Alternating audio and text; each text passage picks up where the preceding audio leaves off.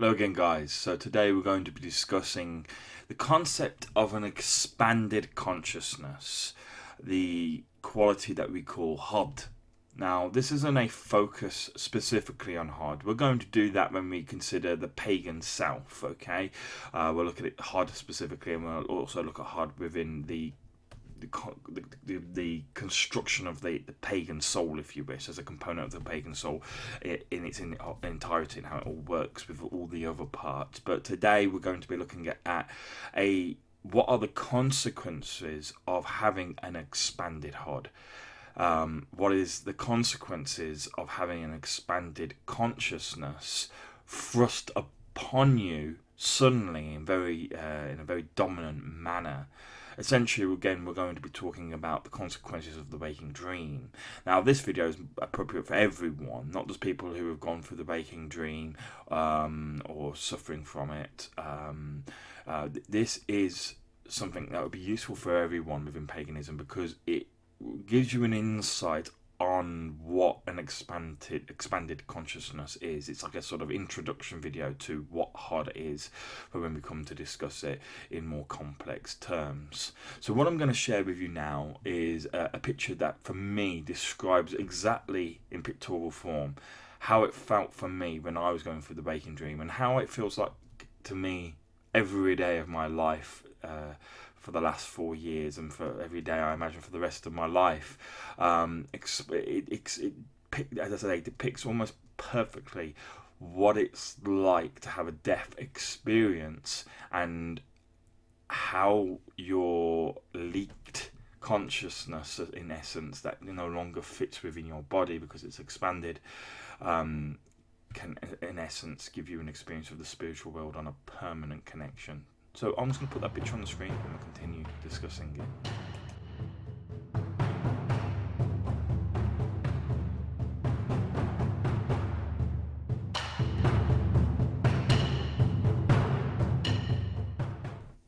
So the picture that you're looking at, guys, it's not a true picture of like a Viking or Celtic warrior or anything like that. It's just a piece of fantasy art. It really has no foundation in real life religion or belief systems. But regardless of that, when I saw it, it was just for me the perfect depiction, as I say, of what it feels like to be in the waking dream.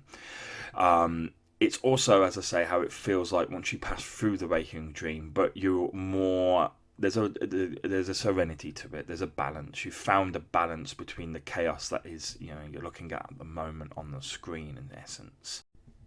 Now, when we discussed what happens in the waking dream, or what happens specifically before the waking dream, is in essence the pagan process of death. That is the spirit. That is the conscious aspect of our spirit that leaves the body through the hamya, the composite parts of the hugra, the muni, and the modi, leave the body, as I say, through the hamya into whatever afterlife you're destined for, in essence. And if you are of Nordic beliefs, you, of course, will be taken, if you are a warrior at least, or have died a brave death, you'll be taken to your afterlife by the Valkyries, which, of course, you couldn't almost argue are depicted in this picture here with the two figures on the right. But the important point to take away from how pagan death is believed and visualized is that it's not an instant process. It takes time for your consciousness to fully unravel from the other composite parts of your pagan soul, your pagan self. It takes time not only to leave the physical body, but to also detach itself from other spiritual parts of your soul, also such as your vad, your filja, and other such things, your haminja, okay?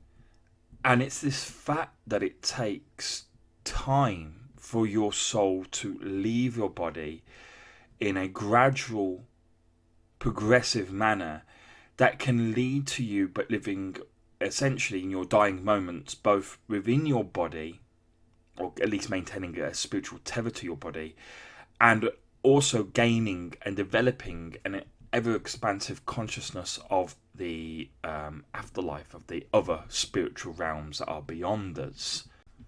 And so what I'm trying to say is that the most important thing to take away from this is that the passing of the pagan soul, or what you could label as the soul within the sense of the pagan self, that is your consciousness in essence, is not a sort of analog process. It doesn't have to fully unravel itself, and then once it's fully 100% unraveled from the body and the rest of the other parts of the soul, that it then travels to the afterlife. It instead begins to disappear gradually from the physical realms and instantaneously begins to obviously grow within the spiritual world. And so your consciousness, your awareness, exists at two levels during your death experience. It exists partly still within your body as your body dies and begins to fail, and as it begins to fail and the death process continues, your consciousness, as it leaks out of the body, as in essence grows within the spiritual realm. Now the importance of this is the awareness aspect. You'll reach a point where so much of your consciousness has left your body that at this point you could be considered mostly dead and only partly alive. Your soul is basically non-existent within your body. There's only a tiny fraction of it left. At this point, your consciousness becomes aware of the afterworld, the afterlife. It becomes, in essence, fully spiritual, with only a minor physical element to its composition. Your consciousness has essentially fully left, and it's only just part of the Hamya that is left as a teva within the physical form.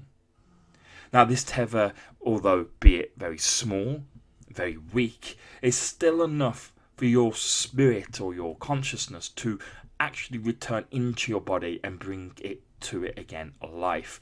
But as we discussed in the video talking about waking death, this takes a very significant process. It essentially goes against fate. Or does it? Because of course, once you reach this point, once you reach this kind of critical mass, if you wish, within the spiritual world, fate has been fulfilled. Your body is in essence dead. It's on that very point of death that it is, you may as well be considered dead. And it's from that point on that just before the teva breaks, if you are to return, either through your own willpower or through the will of the gods, or even the ancient ones, then that is when you can return back to your body, return to life, but with the expanded HOD, that expanded consciousness, that expanded awareness of the spiritual realm, which is a consequence of you essentially becoming spiritual in form, fully spiritual in form, and almost losing that physical teva on a permanent basis. And it is this return to your body with this expanded consciousness that can lead to then the waking dream. This forceful, sudden, dominant putting upon yourself of this expanded consciousness leads to your body unable to contain it. Now, as we go through life, if you don't go through any death-like experiences, and of course I sincerely hope you don't, if you never experienced the waking dream, if you are pagan and you practice your faith, you practice your belief systems, and you expand your awareness and your higher consciousness, your HOD, you can reach these very high levels where your HOD is so large it almost essentially leaks from your body. But it takes years, decades if not, to do this, to get to this point where your connection to the other world is so great, yet you may as well be living there as well as also in the physical realm. But for someone who undergoes the waking dream, this is thrust upon them, as I say, within a matter of seconds or minutes. It certainly doesn't take years or decades, because of course there would be a rotting body left behind. There'd be no possible teva for the soul to return to. And so this is what gives the symptoms of the waking dream. The mind simply is broken. it is torn apart, quite literally, if you can imagine, between the spirit and the physical. It thinks it's spiritual because, for all intention and purposes, your consciousness from this point onwards is spiritual. It is dead, if you wish. It has passed on. But it is then snapped back into a physical world where, in theory, you are 100% living. But because it's snapped back and the body is unable to, and sort of acclimatize ultimately to this sudden massive consciousness entering it, that your consciousness retains this feeling of death to it. Your connection to the spiritual realm is so strong that the spiritual realm that you visited and will remember visiting during your death-like experience seems so real. It's more real, and it is the reality, and is more real than the world that you're living in, the physical world, which is real. You are in a real living world, a real living body, but because of that disconnect, that disassociation almost that you gain during your death-like experience with your physical body, your body no longer feels like yours. It feels like you've inhabited someone else's body, almost like you've possessed it, if you wish. And that's best case scenario. Worst case scenario, as I say, is that you are in a dream, the waking dream, that you believe that you are in some spiritual world or some dream or some coma or something along these lines, and that everything around you is a lie. That you are dead. This is a lie, and everyone keeps telling you you're alive, but they're lying to you to hide some greater truth. And this is where the madness that the waking dream can inflict upon you comes from. This denial of life, because you are living. You are, yes, partly dead in essence. You're not dead. You're 100% living, but you're partly of the spiritual realm is perhaps the best way to word it. And so, in essence, partly dead, but you are partly embedded still within the spiritual world. You have that permanent connection in the spiritual world. Your consciousness, for all intents and purposes, it's spiritual in nature anyway, but it has disconnected from your physical body and has become purely spiritual. Your consciousness now has expanded and has, as I say, lost its sense of reality within the physical world. What is real to the consciousness of yourself at this point in time, as I say, is now the afterlife and will always be. You will never feel quite at place within the physical world, even when you regain your mind, even when you find someone to guide you, or you understand what you're going through. All of a sudden it will feel, yes, okay, I understand, I am living, but there's a part of me that's not here always.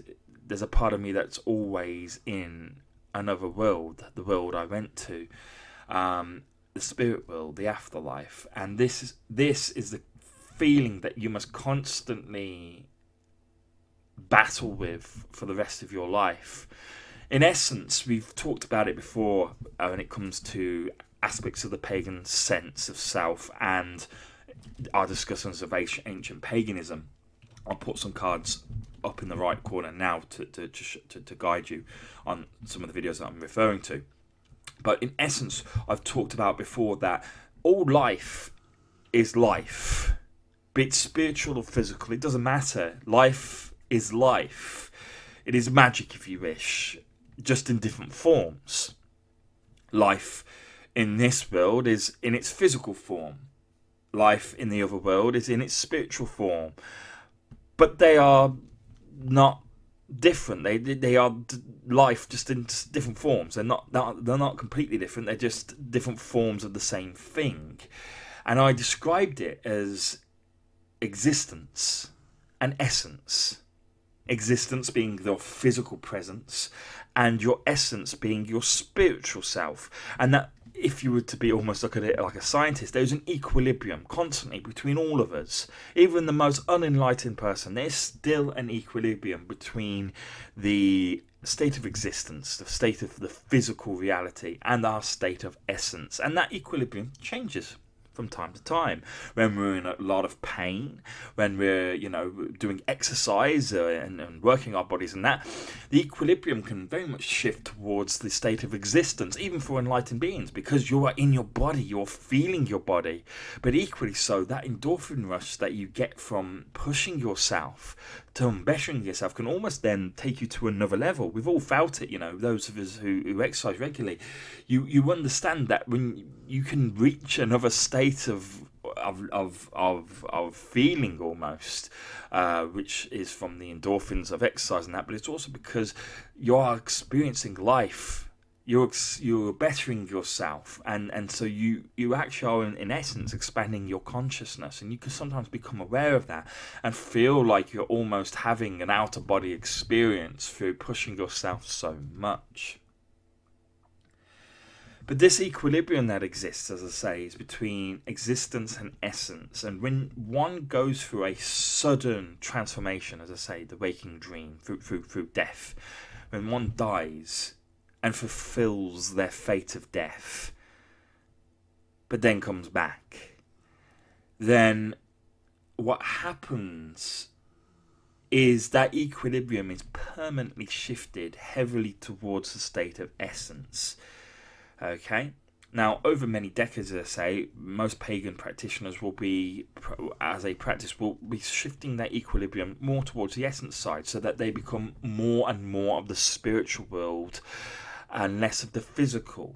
They still live and fully are aware of the physical world, but they can have, when they get to a certain level, congruent sort of experiences of the spiritual realm while still being in the physical world. And their ability to shift themselves into trance and to have full spiritual experiences is far easier to them than it is, obviously, to someone who is has a smaller consciousness, essentially a smaller awareness. And so as you expand your consciousness, your connection with the spiritual realms in essence gets stronger, and so it gets easier to make that leap into a trance, for example, and to travel the spiritual realms, to astral project if you wish.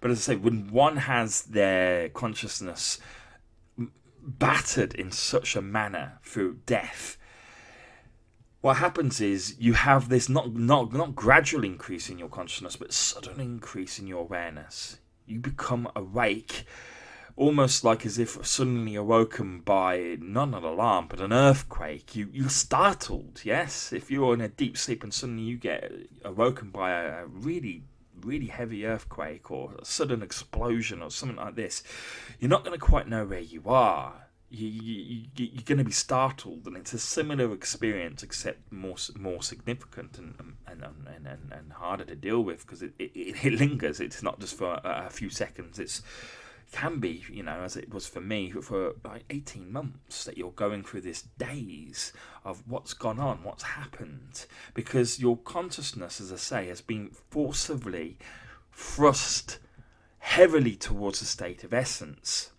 So much so, as I say, that the spiritual realm that you experience whilst living in your body, you can feel the spiritual realm around you. You can feel the gods. You can feel the afterlife. You can feel spirits. You can perform magic in pagan magic, and things like this, whilst in the physical realm, without even having to undergo trance or ritual or anything along these lines. You are permanently in that state, and to be forcibly put into that, then, as I say, makes it so that your feelings of reality, your feelings of existence, feel like their dream, feel like like how the spiritual world does for most people, that it is something just beyond us. Now, in essence, you have to, for some people, they have to find their faith or their belief in the spiritual realm for it to feel real, otherwise they just think it's a load of childish nincompoop, if you wish. You actually have to kind of do that for your body again. You have to do it through the other way. You have to find faith in the physical world. You have to come to believe in your own body once again, in your own physical experiences. You have to find that belief, but the other way around. A strange experience to go through, absolutely. Now, this is, as I said, this video was discussing how, you know, a forceful expansion of your HUD or your consciousness can lead to the waking dream. We've discussed that now, and I think we're going to leave this topic alone for at least a while now. But what we will do is we will, in the near time, talk about HUD, and we'll talk about the other parts, as I say, of the pagan soul that I haven't covered in videos yet. As of yet, I've done 2 videos so far discussing things in a general sense, and I've done a video on the Hamria. But we will do specific videos on the HUD, and we will discuss it in further detail as well in general videos upcoming. But this, I thought, would be a nice introduction for those who don't want to wait for me to be able to film those component parts. It gives you a little introduction as to what it is, a little bit of background information, and almost things that can go wrong with it or right with it, depending on your point of view, both in the short-term and long-term process. Thank you very much for watching, guys. I hope you enjoyed the video. And as I say, just look at that picture and you'll see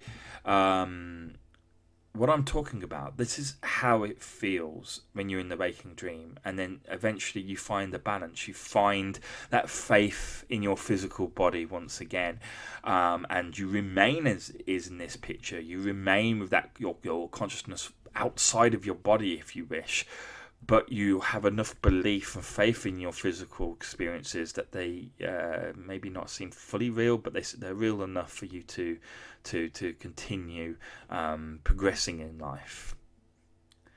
Now, just before I log off, you'll see on the left side there is the Grim Reaper there. Now, as I say, this is a fantastical piece of art. It's based on fantasy. It's nothing to do with paganism or anything like that. It's inspired by paganism, obviously, but it's not a true depiction of what happens. But maybe one video we should talk about death. Let me know what you think about who is death. What is death? I mentioned earlier the ancient ones, and death is of course one of the ancient ones, a subject matter within paganism that is lost to most of the clans, and very hard to expand upon. But I do know of death. I do know some aspects of her. I will call it a her, but I believe in this sense they do have a sort of a nondescript abstract form. But most pagans who have experienced her or experienced death will describe her as a female. But I'll give you the story of death in an upcoming video, and if people want, I will expand upon it from its most basic story to looking in depth at the individual that we call death. Thank you, guys, and I'll see you soon.